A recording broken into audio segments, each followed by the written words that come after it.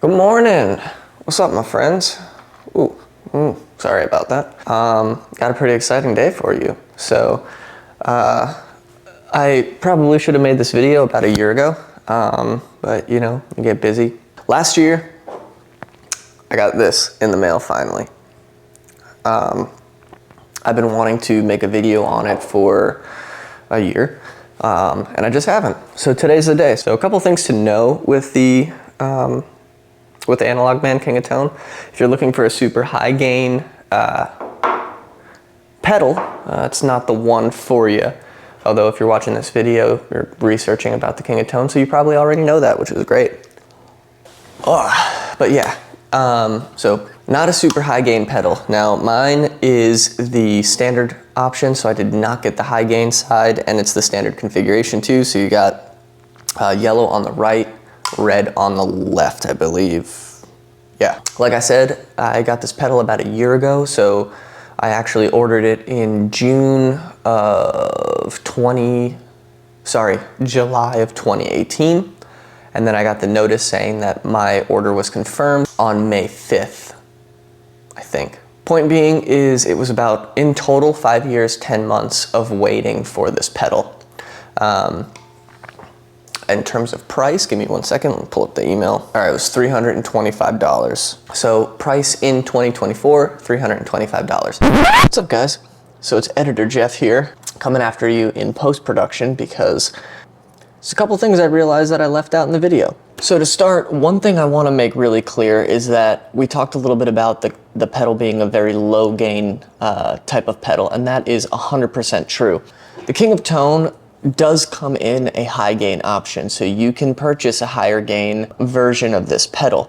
Now, from what I've seen online, from some of the other videos I've watched and stuff like that, the high gain option only gives about 25% more gain than what the standard option gives. So that's something that you'll have to take into account when you're ordering this pedal to see if the higher gain option is going to be right for you. Now, if I haven't said it before, this video's taken me quite a long time to film, and there's been multiple days of producing content. So I want to actually transition over to a different day with a different Jeff and go over what you can expect in terms of the wait list, because I know that's going to be a big question that a lot of you had. How long did you wait for this pedal, and how long can I expect to wait if I get on the wait list today in 2025? So to answer that question, the best resource on the internet is easily Analogman's website. So what I did here is I just Googled Analogman King of Tone waitlist. Go to Analogman's website. It'll be this purple page like this. I'll actually put it up on the screen for you. They are putting out updates, I think probably every couple of weeks. So as of today's date, which is April 10th, the last update that Analogman published was on March 28th. So you can see it's updating every couple of weeks. And as of March 28th, they were filling orders for people who got on the wait list on December 16th, 2018 or before. So with that type of progress, the data suggests that it's going to be about 6 years for anyone who gets on the wait list in 2025. Possibly even longer. However, there is a disclaimer on the website. That disclaimer says, "Sorry for moving slowly as we had hundreds of emails added to the waiting list each day on May 8th through May 11th, 2018. There must have been a King of Tone review video out then. We got through them all and are catching up as fast as we can.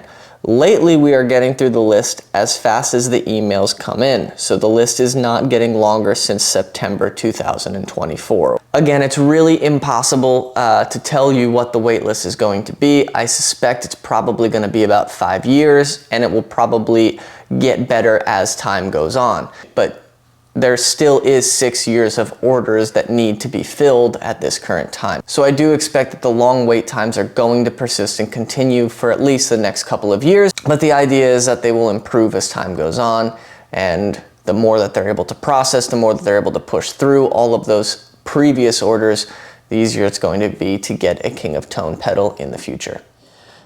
All right, with all that being out of the way, here's what we're working with today. I've got a Fender Tweed Deluxe, so it's essentially a 5E3 circuit.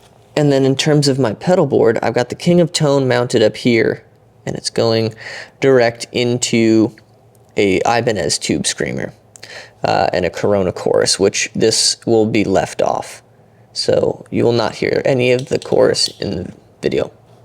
Now the reason I have the King of Tone going into the Tube Screamer is because I love to stack overdrive pedals, and I know that's a thing that a lot of you guitar players out there like to do. So I want to give you a little idea of what that sounds like when you have the Tube Screamer and the King of Tone together. You can really get some cool tones. But as far as what we're working with today, that's going to be the rig. I'm going to play through my 335 and I'm going to play through Fender Strat so you can get an idea of humbucker versus single coil.